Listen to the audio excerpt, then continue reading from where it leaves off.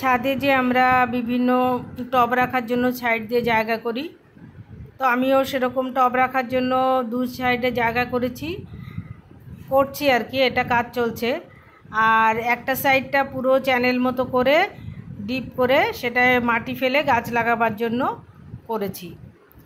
তো এই যে এখানে দেখুন, এগুলো টব রাখার জন্য করেছি। সাইড দিয়ে দুই সাইড দিয়ে হালকা করে ছোট ছোট রড বার করা আছে, ওখান দিয়ে একটু ঢালাই হয়ে যাবে, কারণ ইট দিয়ে করলে জায়গাটা অনেকটা নষ্ট হয়। তাই হালকা করে অল্প করে 3 আঙুল 4 আঙুল মতো করে ঢালাই দিয়ে তার উপর প্লাস্টার করে দেওয়া হবে। আর এই যে এখানে যে কলার ডগাগুলো ঢুকিয়ে রাখা হয়েছে, এগুলো পরে তুলে ফেলে জল পাস হওয়ার জন্য এই জায়গাটা রাখা হয়েছে। এগুলোই সব টব রাখার জায়গা হবে এখানে। তো এইভাবে টব রাখার জায়গা করলে ছাদটা নষ্ট কম হয়। ছাদের উপর মাটির টব রাখলে মাটি কাদায় ছাদ নষ্ট হওয়ার সম্ভাবনা থাকে। তো এইভাবে যদি টব রাখার জায়গা করে নেন তাহলে ছাদটা নষ্ট হবে না। আর এখানে এই যে এখানে করা হয়েছে নিচের থেকে 10 ইঞ্চি মতো ওপরে একটা ঢালাই দিয়ে এটায় চ্যানেল করে মাটি ফেলে এখানে গাছ লাগাবার জন্য করা হয়েছে। নিচে যেহেতু জায়গা নেই, এইভাবে গাছ করলে গাছ অনেক ভালো হয়। সবজি গাছ, ফল গাছ, যে কোনো গাছ লাগাতে পারেন। তো নিচে এই যে খানিকটা উঁচু করে এখানে যে নিচে ঢালাইটা হবে, আর ও সাইডে অপর সাইডে তো ইট দিয়ে গাঁথা আছে পাঁচিল, ওটা প্লাস্টার করে দিলেই হয়ে যাবে। তো এইভাবে ছাদে খুব ভালো গাছ হয় যখন এই সিস্টেম করা যায়। কারণ নিচে যাদের মাটি নেই তাদের জন্য খুবই ভালো এই প্রসেসটা। আর এত ভালো সবজির গাছ হয় অনেক বাড়িতে দেখেছি আমি, সেটা দেখেই এটা করা। এই যে প্লাস্টার হয়ে গেছে, এই নিচে এ পোর্শন ঢালাই হয়ে গেছে। এবার সাইড দিয়ে এপাশে ইট গেঁথে দিলেই সুন্দর চ্যানেল হয়ে যাবে। আর যখন এই ইটটা গাঁথা হবে তার ওখানেই 2-3টে করে ছিদ্র রাখলে জল পাস হয়ে যাওয়ার জন্য ওই ছিদ্রগুলো রেখে দেব। বেশি যখন বৃষ্টি হবে ওভারফ্লো না হয়ে যায়, জল যাতে সুন্দর বেরিয়ে যেতে পারে, সেই জন্য এইভাবেই সিস্টেমেটিকলি করা। এগুলো ছাদ হয়ে গেলে পরেও করতে পারেন এগুলো। এখানে ওই যে সরু করে দুপাশে ঢালাই দিয়ে টব রাখা হবে এখানে।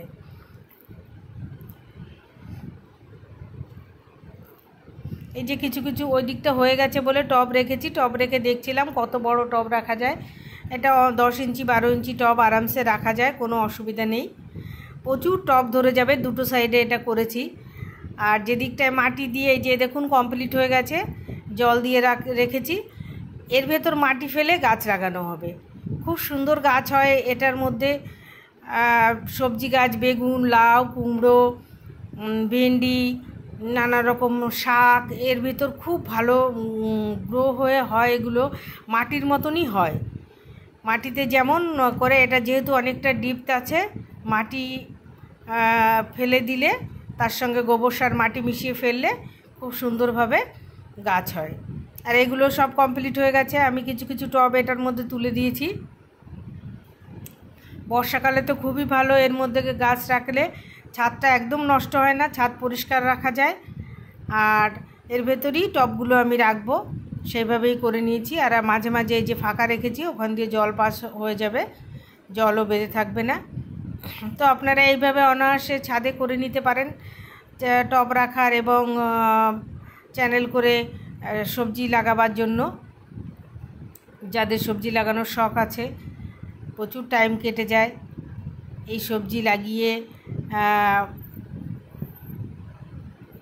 আর সবজি এত সুন্দর হয় সেটা দেখবেন। এই আমি এতে মাটি ফেলে কিছু কিছু সবজি করেছি, খুব সুন্দর হয়েছে সেগুলো। আর সামনে শীত আসছে, তখনও প্রচুর এখানে সবজি তৈরি করব। বাঁধাকপি, ফুলকপি, ওলকপি এগুলো একটা সাইড করে লাগিয়ে দিলে হয়। এই যে বেগুন গাছ লাগিয়েছি, আর এখানে কিছু বীজ, ধনিয়ার বীজ ছড়িয়েছি, কিছুদিন বাদেই উঠবে।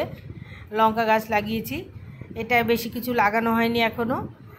আর এর পরের চ্যানেলটায় যে 3টে ভাগ করে লাগিয়েছিলাম, এটার মধ্যে উচ্ছে গাছ লাগিয়েছি। এই যে বেগুন গাছ দেখুন খুব সুন্দর গাছ হচ্ছে। এই যে পাশে একটা লাউ গাছ লাগিয়েছি। তো এইভাবে কিছু কিছু জায়গা আমি ফাঁকা রেখেছি শীতের সবজি লাগাবার জন্য।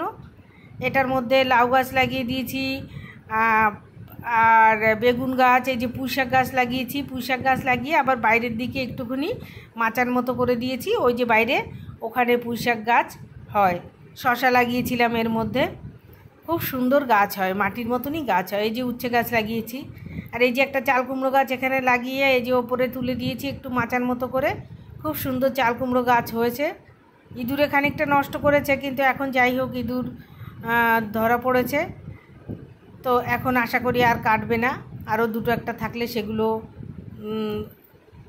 সেগুলো ধরা পড়ে যাবে মেশিনে।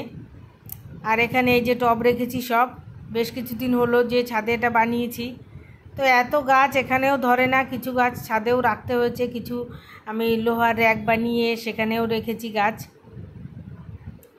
তো এইভাবে ছাদে গাছ তৈরি করতে পারলে, বিশেষ করে সবজির জন্য চ্যানেলগুলো খুবই ভালো, এত ভালো সবজি হয় সত্যি বলার কথা না। আমি পার্মানেন্ট গাছ ওটার মধ্যে লাগাই না, যেহেতু বিভিন্ন ধরনের সিজনাল সবজি আরও কিছু বেগুন গাছ টাছ এসব লাগাই ওখানে, তো পার্মানেন্ট গাছ ওই জন্য ওখানে করি না।